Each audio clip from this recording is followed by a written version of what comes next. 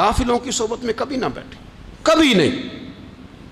गाफिल आदमी आपको गाफिल कर देगा। मेरे नबी पाक अलैहिस्सलातु वस्सलाम ने फरमाया, इंसान अपने दोस्त के मजहब पर होता है। ये बहुत बड़े लफ्ज हैं।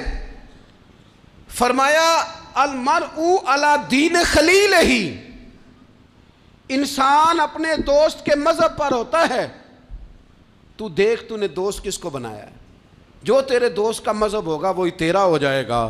हमने दोस्त बनाया ना गौस पाक जिलानी को, हमने यारी लगाई है ना दाता अली अजमेरी से, हमारी निस्बत है ना मोइनुद्दीन अजमेरी से, हमारा ताल्लुक है ना बहाउद्दीन ज़करिया मुल्तानी से, हमारा रिश्ता है ना हज़रत मुजद्दद अल फ़ैसानी से, हम मानने वाले हैं ना आला हज़रत बरेलवी के।